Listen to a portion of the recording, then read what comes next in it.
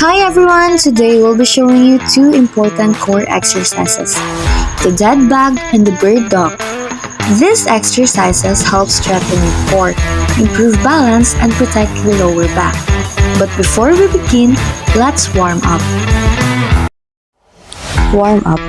Warming up is important because it increases blood flow, prepares the muscle and joints, and lowers the risk of injury. Let's start with some dynamic stretches. First, arm circles to loosen the shoulders.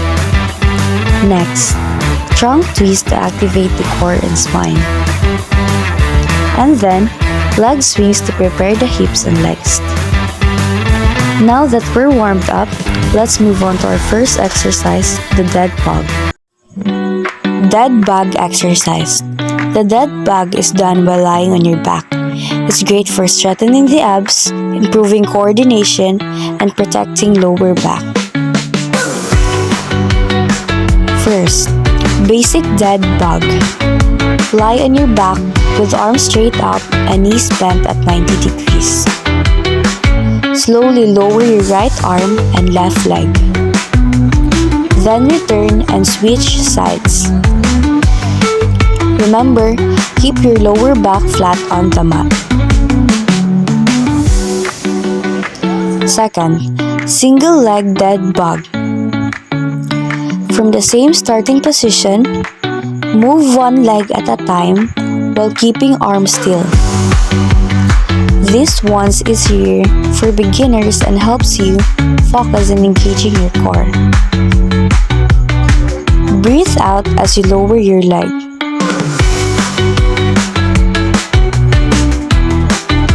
Third, heel top dead bug.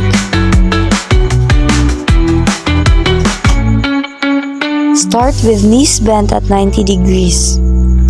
Slowly lower one foot to top the floor. Then return and alternate. This variation is beginner friendly but still strengthens the abs. Keep pressing your back against the mat. Now, let's move on to our second exercise, the bird dog. The bird dog is done on hands and knees. It builds core strength, balance, and posture by extending the opposite arm and leg at the same time. First, basic bird dog. Extend your right arm and left leg straight. Hold briefly, then switch sides. Keeping your back flat and avoid twisting your hips. Second, bird dog with taps. From the extended position, gently tap your hand and foot to the floor.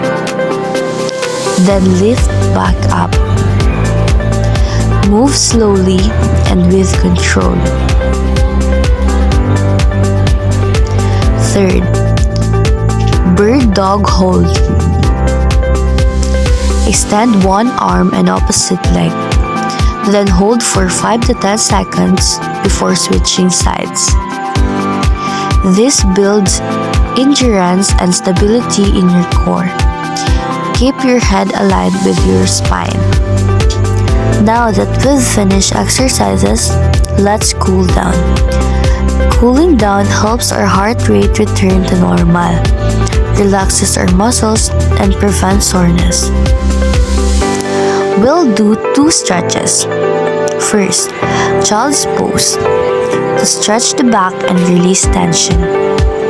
Second, seated hamstring stretch, to relax the legs and improve flexibility. And And that ends our demonstration of the dead bug in the bird dog exercises. These moves may look simple, but they're really effective for building strength, balance, and stability.